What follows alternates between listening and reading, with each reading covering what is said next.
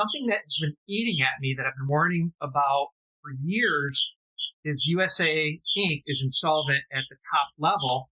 In Fortune magazine, basically a mainstream news article just said the same thing, that we're insolvent. When you look at all the liabilities, they could print their way out of it, but then it would be like in Germany where it costs you $1 million to buy a loaf of bread. Yes.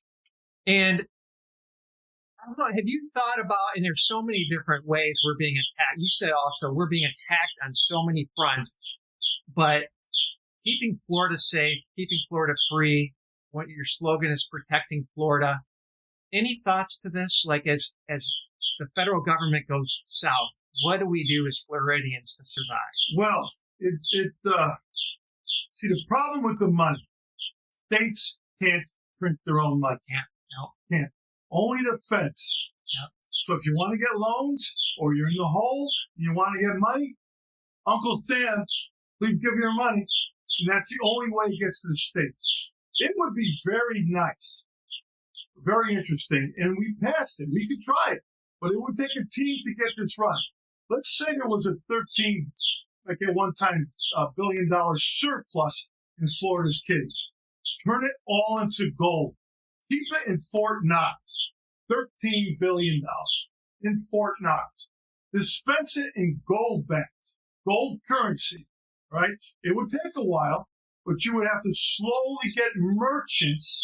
You would have to sell the idea to certain merchants, whether it be for gasoline, whether it be for utilities, that would exchange these gold banks. Yes. You follow what I mean? Yeah. For a while, it would have to run parallel. But at least it would be the start of a sovereign state money reserve. Yeah. You have the money in a vault, you have the gold in a vault, and then you take chunks of it out, make gold backs with it, and disperse it to the public. Get merchants that will buy it. And it would have to be experimental. And it would take time. And it might take a generation or two. Now, a Florida Fort Knox, not the Fort Knox. The Florida Fort Knox. Yes. But it's doable. It's doable. Yeah. Because if you had the right-minded people, once people would enjoy trying it, and if you had the merchants, they would bend and say, yeah, I'll give that a try. But you have to have the whole economy involved in it. You can't do it all at once. It's God's money. It's God's money. But the thing is, there'd be a balance. All right, there'd be a balance. It would be behind. That way, it wouldn't be inflated. It would not be inflated. Because that's what destroyed us during COVID. What, $12 trillion came into the system. Everybody had money. And then what happened with supply and demand? Guess what? Everybody had money and everybody had time. So everybody spent everything.